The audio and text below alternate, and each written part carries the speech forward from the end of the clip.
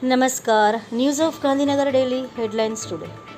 ઉપરાષ્ટ્રપતિની ચૂંટણી પહેલાં રાજકારણ તેજ.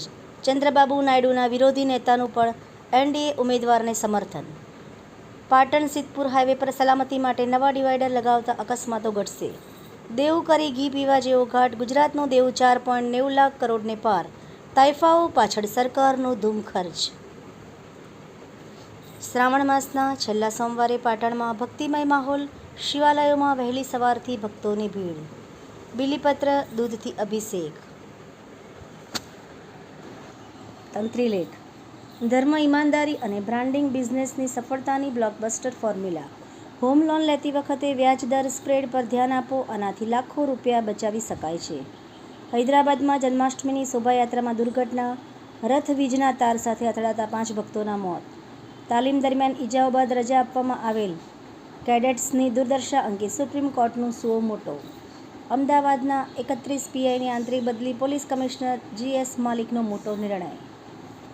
ન્યૂઝ ઓફ ગાંધીનગર દૈનિક સાહિત્ય સરિતા. આયોજક પ્રદીપ રાવલ. NOG સાહિત્ય સરિતા ગ્રુપ. વિષય હમસફર. એના ઉપર સર્જકોની ખૂબ જ સુંદર વિવિધ સ્વરચિત રચનાઓ. આ હમસફર વિષય ઉપર સર્જકોએ લખેલી પોતાની સ્વરચિત રચનાઓ ખૂબ જ સુંદર અને સરસ શબ્દોમાં વર્ણવી છે. સૌ કોઈ અવશ્ય એકવાર વાંચો. શ્રી સમસ્ત ગુજરાત બ્રહ્મ સમાજના પ્રદેશ હોદ્દેદારોની વરણી. અમદાવાદની માનવ સાધના સંસ્થા માટે શિકાગોમાં 1,11,00,000 રૂપિયા એકત્ર.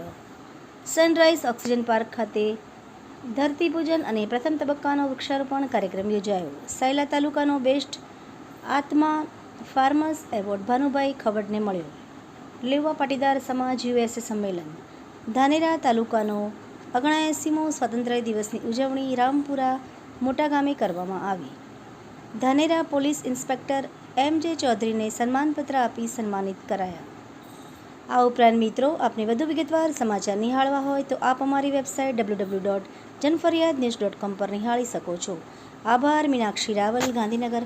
ન્યૂઝ ઓફ ગાંધીનગર દૈનિક જનફરિયાદ ન્યૂઝ.